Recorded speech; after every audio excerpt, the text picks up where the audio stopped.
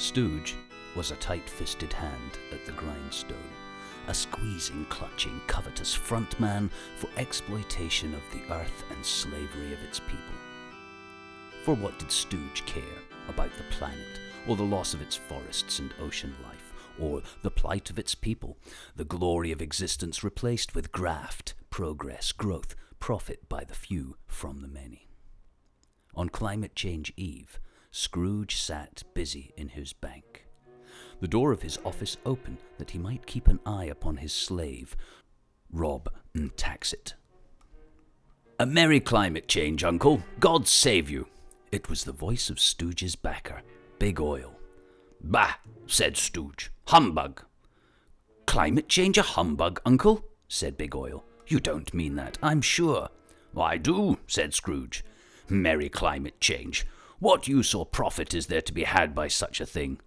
What's climate change to you but a reason to stop making shit we don't need for morons to buy with money they don't have borrowed from our masters? I say, if I could work my will," said Scrooge indignantly, "every idiot who goes about with merry climate change on his lips should be boiled with his own pudding and buried with a stake of holly through his heart. He should."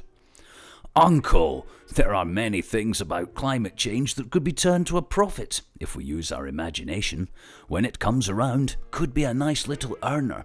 I believe that it will do so soon, and I say God bless it." And with that, Big Oil left. Rob and Taxit, in letting Scrooge's nephew out, had let 2 other people in.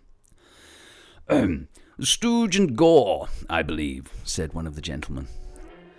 "Mr. Gore has been dead these 7 years, Scrooge replied. "He died 7 years ago this very night." "Well, no doubt he is well represented by his successor," the man continued. "Sir, at this restless season of the year, it is desirable that we make some provision for peasants to suffer more greatly. Many are not scared, oppressed, and deceived enough." "Are there no wars?" asked Scrooge. "Plenty," said the gentleman. And the corporate media?" demanded Scrooge. "Are they still in operation?" "They are still," the man replied. "And the scam of freedom and democracy is in full vigor?" "Both very busy, sir." "Oh, I was afraid from what you said at first that something had occurred to stop them in their useful course," said Scrooge. "I'm very glad to hear it. I support the establishments mentioned, though they cost enough." "Sir, many don't succumb, and many would rather die." "If they would rather die," said Scrooge, "they had better do it, and decrease the surplus population." Seeing clearly it would be useless to pursue their point, the gentleman withdrew. At length, the hour of shutting up the counting-house arrived. Rob and Taxit was dismissed, and Stooge headed home. However, as he settled for the evening, there came a clanking noise, as if one were dragging a heavy weight. It came on through the heavy door. Before his eyes, Stooge cried, "I know you! You're Al Gore's ghost. What do you want with me?" "Much," cried Gore. "It is required of every stooge," the ghost returned, "to wear the chains forged by our masters. Made lie by lie, death by death, dollar by dollar." "Hear me," cried the ghost. "My time is nearly gone. I'm here this night to warn you that you have yet a chance and a hope of making vast profits from climate change. You will be haunted by 3 spirits. Expect the first tomorrow, the second on the next night, the third upon the last stroke of 12. And look to investigate me no more, and remember what has passed between us."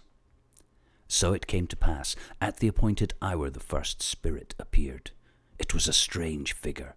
Are you the spirit, sir, whose coming was foretold to me?" asked Scrooge. "Yes, I am the ghost of climate change past. Rise and walk with me. These are but shadows of the things that have been," said the ghost. As if by magic, Stooge and the spirit journeyed through time, seeing the rise and fall of deserts and oceans, the birth and death of forests, the freezing and melting of ice caps and glaciers, and all the while humanity lived and died as nature permitted, flourishing here and there, or not, in balance with the elements. And during the whole of this time, no Stooge or other banker was seen to profit from the change, nor were humans imprisoned in its unviable folds, nor charged for the passing of natural events.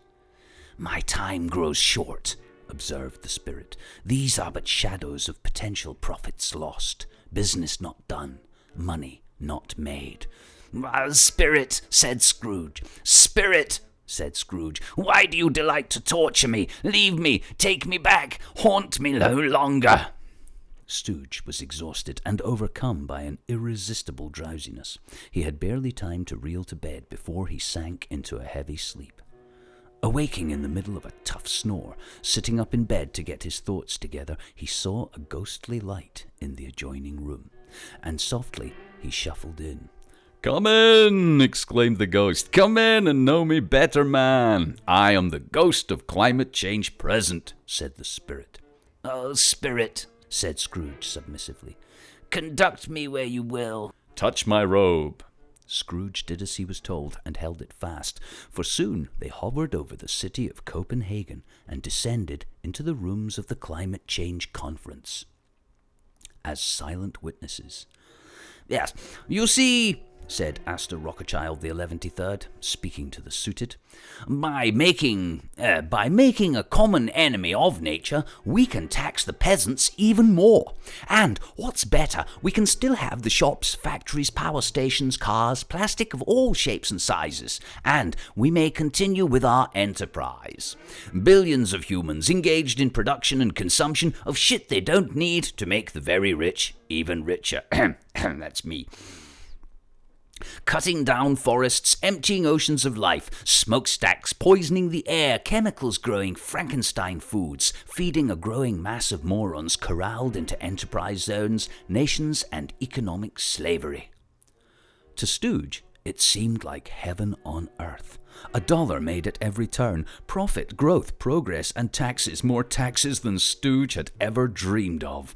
On all of life's activities, he could barely contain himself. "There are some upon this earth of yours," said the spirit, "who claim that humans don't cause climate change, and who will not support deeds of profit, tax, ill will, hatred, war, cap, and trade in its name. These voices must be silenced." They turned and were transported to the peasant dwelling of Robin Taxit. Here, on Climate Change Eve, the heating was not turned down. As factories blazed, Taxit's wages were not diminished by carbon tax. They failed to recycle the packaging of their supermarket produce, even as their government laid plans to force them to do so. "A merry climate change to us all, my dears," said Taxit. "Go tax us," which all the family re-echoed. "Go tax every one of us." "Go tax every one of us," said Slightly Dim, the last of all. Again the ghost sped on. "Forgive me if I'm not justified in what I ask," said Scrooge, looking intently at the spirit's robe, "but I see something strange not belonging to yourself protruding from your skirts. Is it a foot or a claw?" They were a boy and girl, ragged, scowling, wolfish. "Spirit, are they yours?" Scrooge asked. "They are man's," said the spirit. "This boy is defiance. This girl is knowledge. Beware of them both, and all of their degree, but most of all beware this boy, for on his brow I see that written which is doom." "Oh, spirit, have we no lie or deception to blind them with?" cried Scrooge. "Are there no wars?" said the spirit. "Is there no freedom and democracy sham?" The bell struck 12. Scrooge looked about him for the ghost and saw it not. As the last stroke ceased to vibrate, he remembered the prediction of Al Gore, and, lifting up his eyes, beheld a solemn phantom, draped and hooded, coming like a mist along the ground towards him.